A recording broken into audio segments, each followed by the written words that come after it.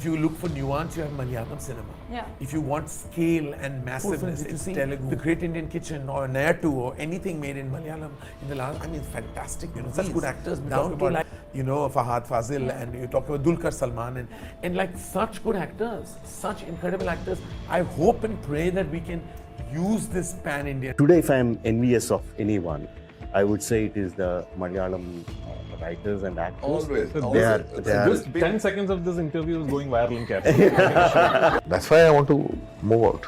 Literally next year I'm moving out of Bombay. You can come to the south. I'm going to South. I'm literally going to South. Excellent. When I saw Manjumal Boys, if you go on my letterbox, it's written, a script like this would never be made in Hindi. कैसी कैसी Malayalam films बन रही है सारा क्या सोच है महाराजा Aavesham मंजुमल boys क्यों क्योंकि वो दे आर नॉट स्केर्ड कुछ अलग सोचने के ये रिस्क लेने से डर नहीं रहे वहाँ। दोस्तों एक सवाल पूरी दुनिया पूछ रही है, इंडिया में सबसे इंटेलिजेंट सिनेमा कौन सी इंडस्ट्री बनाती है? तो वो है मलयालम इंडस्ट्री। जी हाँ दोस्तों, वो इंडस्ट्री जिसे लोग आज भी कंटेंट इज किंग के नाम से जानते हैं। जहाँ हम इस इंडस्ट्री को दृश्यम, प्रेमम, मंजुमल बॉयज और आवेशम की वजह से जानने लगे हैं, पर सच ये नहीं है। मलयालम सिनेमा का जो लेवल आज देख रहे हैं वो तो बस 5-6 साल का मैजिक है। इसकी असली कहानी तो 1930s के बाद शुरू हुई थी और 2023 में जाकर ग्लोबल रिस्पेक्ट तक पहुंची। तो आज के वीडियो में हम देखेंगे मलयालम सिनेमा का बर्थ, उसका गोल्डन एरा, उनके legend superstar actors, new wave revolution और फ्यूचर, जिसमें मलयालम सिनेमा सिर्फ इंडिया का ही नहीं पूरे एशिया का प्राइड बनेगा। So guys, welcome to the greatest film industry of India, Malayalam cinema. Malayalam cinema की शुरुआत एक स्ट्रगल नहीं, एक पैशन स्टोरी है। 1938 बलन मलयालम सिनेमा की पहली फिल्म। लो बजट, रिसोर्सेज की कमी थी, लेकिन डेडिकेशन इतना ज्यादा कि फिल्म एक मोमेंटम बन गई। उस जमाने में मलयालम सिनेमा 3 पिलर पे खड़ा था, थिएटर, लिटरेचर और फोकलोर। इसीलिए आज मलयालम सिनेमा की राइटिंग सबसे ज्यादा स्ट्रॉन्ग होती है। उस टाइम के राइटर्स स्क्रीन प्ले लिखने से पहले बुक्स पढ़ते थे, डायरेक्टर फिल्म शूट करने से पहले थिएटर ऑब्जर्व करते थे और एक्टर्स डायलॉग बोलने से पहले इमोशन को फील करते थे।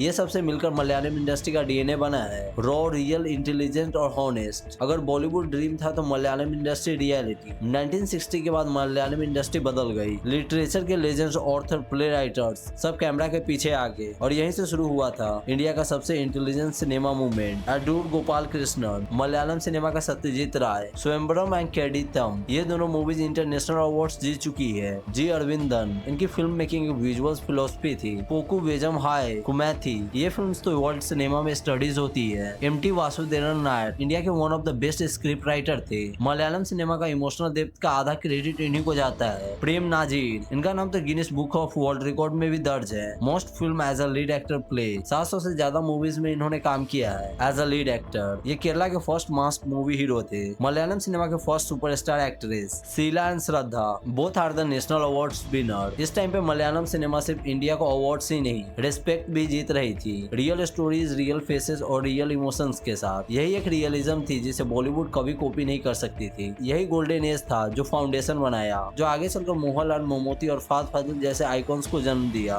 1980s के बाद मलयालम सिनेमा एक नए चैप्टर में एंट्री करती है जो इंडिया में किसी और इंडस्ट्री में कभी रिपीट नहीं हुआ। एक ही टाइम पे 2 ऐसे एक्टर पैदा हुए जिन्होंने एक्टिंग की डिफिनेशन ही बदल दी। Mohanlal and Mammootty, the most natural actor of India. Mohanlal को इंडिया का सबसे नेचुरल एक्टर मानते हैं। उनकी एक्टिंग में कोई एक्स्ट्रा एफर्ट नहीं दिखाई देता है, लगता है कि कोई रियल इंसान को देख रहे हैं। मोहनलाल की कुछ आइकॉनिक मूवीज लाइक किरीदम, देवासुरम, चित्रम और वनस्पत्रम, ये सारी मूवीज में आपको मोहनलाल का स्वैग, इमोशन और एक्सप्रेशन, टाइमिंग और एक ह्यूमन टच जिसे इंडिया में कोई रेप्लिक नहीं कर सकता है। मोहनलाल एक ममूटी, मलयालम इंडस्ट्री के सेकेंड पिलर, वो एक्टर जिसे इंडिया का ट्रांसफॉर्मर कहा जाता है। ओरू वादका विरगत, एपिक हिस्टोरिकल मास्टरपीस फिल्म थी। न्यू दिल्ली, मुनारेप्यू एंड प्रेनभू, ये लास्ट वाला फिल्म तो 2019 के वर्ल्ड के टॉप 10 लिस्ट में भी थी। ममूटी का रेंज इतना वाइड है कि वो मास हीरो भी है और आर्ट हाउस सिनेमा के किंग भी। मोहनलाल एंड ममूटी, इन दोनों को इतने बड़े सुपरस्टार बनाने के पीछे इंडिया के ग्रेटेस्ट डायरेक्टर एंड राइटर्स का भी हाथ है। लाइक प्रियदर्शन, जिन्हें कॉमेडी टाइमिंग के गॉड बोलते हैं। फाजिल, इमोशनल ड्रामा के किंग। IV शशि, मास सिनेमा के पायोनियर। सत्यन अंथिकन, फैमिली ड्रामा के जीनियस। और पद्मा रंजन, रोमांस और दर्द भरी शायरी। इन डायरेक्टर्स और राइटर्स ने मलयालम सिनेमा को बना दिया इंडिया की most most balance industry content, entertainment और परफॉर्मेंस के साथ। ये गोल्डन पीरियड था मलयालम इंडस्ट्री के लिए, जहाँ real stories, real characters, mass and class का परफेक्ट बैलेंस, एक्टर्स के पास जीरो ईगो और डायरेक्टर्स और राइटर्स की क्रिएटिविटी और विजनरी पीक पे थी। इसीलिए 1980 से लेकर 2000 तक मलयालम सिनेमा को गोल्डन परफॉर्मेंस एज कहते हैं। 2000 से लेकर 2010 तक मलयालम सिनेमा के लिए टफ टाइम था। मोहनलाल और ममूटी सुपरस्टार थे, लेकिन इंडस्ट्री लग रही थी डिप्रेशन में चली गई। फिल्म चल नहीं रही थी, बैक टू बैक फ्लॉप फिल्में दे रही थी। Reason repeated script, hero centric films, low budget और सबसे बड़ी बात ऑडियंस का एक्सपेक्टेशन चेंज हो रहा था। मलयालम सिनेमा को एक नया खून चाहिए था, new version, new voice, new language of story telling style. और फिर 2011 से लेकर 2015 एक न्यू साइलेंट रेवोल्यूशन स्टार्ट होती है न्यू जनरेशन सिनेमा के साथ। ये मूवमेंट अब स्टार्ट होता है। Young film maker, relative character, natural acting, real life inspired scenes, modern music, digital film making और fresh story telling structure. Kerala suddenly become the most smartest film talent of India with new faces। Fahadh Faasil, Dulquer Salmaan और Nivin poly के साथ। Fahd फाजिल सिर्फ एक actor नहीं, एक acting के laboratory है। उनका एक्सप्रेशन, टाइमिंग और रियलिज्म इंडिया के स्मार्टेस्ट परफॉर्मेंस माना जाता है। दुलकर सलमान मोमोती के बेटे, youth icon plus class plus pan India star. उनकी फिल्म फ्रेश होती है, स्टाइलिश भी होती है और मॉडर्न भी। दुलकर सलमान ने मलयालम सिनेमा को पैन इंडिया यूथ से कनेक्ट करवाया। नवीन पॉली, जिन्होंने प्रेमम, बैंगलोर डेज और एक्शन हीरो बिज्जू जैसी माइंड ब्लोइंग फिल्में दी है। प्रेमम ने तो साउथ सिनेमा के इंटायर जनरेशन को चेंज कर दिया था। इस न्यू जनरेशन को रिबिल्ड करने में सबसे बड़ा योगदान था तो डायरेक्टर्स और राइटर्स का, जिन्होंने पूरी दुनिया के सामने इनको रखा। लाइक अल्फोंस पुत्रीन, एलजे पेसिली, आशिक अबू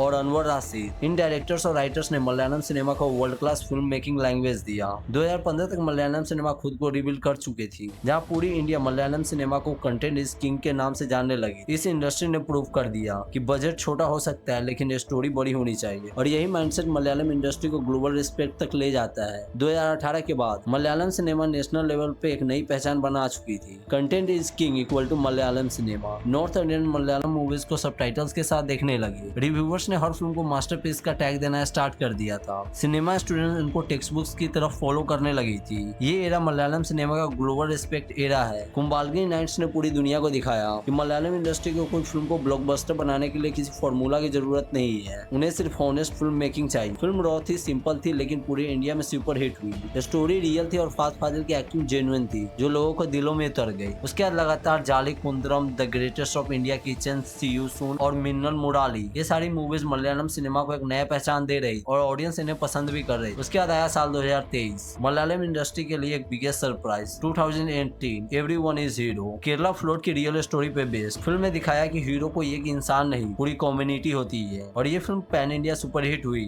और इंडिया के ऑफिशियल ऑस्कर एंट्री बनी। मलयालम सिनेमा की यूनिवर्स अपील यहीं से पीक पे पहुंच गया था। Brilliant writing, realistic directors, natural acting, technical excellence, grounded story और जीरो ओवर एक्टिंग, और ऑडियंस जो इंटेलिजेंस सिनेमा को सपोर्ट करती है। दोस्तों 2025 में मलयालम सिनेमा के ऊपर एक लाइन फिट बढ़ती है, if a story is king then Malayalam cinema is kingdom. Malayalam cinema का पास्ट लेजेंडरी था, प्रेजेंट फेनोमेनल है और फ्यूचर तो और भी ज्यादा डेंजरस होने वाला है। नेक्स्ट 5 ईयर मलयालम इंडस्ट्री सिर्फ भारत का ही नहीं, पूरी एशिया का इकोसिस्टम बदल सकती है। सबसे पहले आ रही है खलीफा, जिसमें पृथ्वीराज सुकुमार और मोहनलाल देखने को मिल सकते हैं। उसके बाद मिन्नल मुराली का सीक्वल, जो इंडिया की first true super hero universe से है। उसके बाद लोकाक चैप्टर 2, जो कि लोकाक चैप्टर 1 का सीक्वल होगा, जो कि 2025 की सबसे बड़ी ब्लॉकबस्टर फिल्म बनी थी। और भी कई सारी मूवीज आ रही है मलयालम सिनेमा से। दोस्तों फ्यूचर मलयालम सिनेमा का नहीं, फ्यूचर इंडियन सिनेमा का होने वाला है। तो दोस्तों मलयालम सिनेमा की कहानी एक इंडस्ट्री की कहानी नहीं है, एक कल्चर की कहानी है। एक कल्चर जहाँ एक्टिंग आर्ट है, स्क्रिप्टिंग वर्शिप और एक्टिंग जिंदगी का रिफ्लेक्शन। मलयालम सिनेमा को सिर्फ सुपरस्टार्स ने नहीं बचाया है, इनको बचाया है इनके राइटर, डायरेक्टर और ऑडियंस। यहाँ एक्टर्स स्टारडम को चेस नहीं करते, यहाँ एक्टर्स ट्रूथ को चेस करते हैं। इसलिए दोस्तों जब भी कोई कंटेंट इज किंग बोले, उसे सिर्फ एक लाइन बोलना, कंटेंट का असली घर है मलयालम सिनेमा। ये कहानी सिर्फ यहीं पे खत्म नहीं हो रही, ये कहानी अभी भी चल रही है। वेल गाइज, वीडियो पसंद आया तो वीडियो को लाइक एंड चैनल को सब्सक्राइब जरूर करना, ऐसे ही अमेजिंग और इंटरेस्टिंग वीडियोस के लिए। चलिए मिलते हैं नेक्स्ट वीडियो में एक नए टॉपिक के साथ। तब तक के लिए stay dynamic with AV dynamic studio.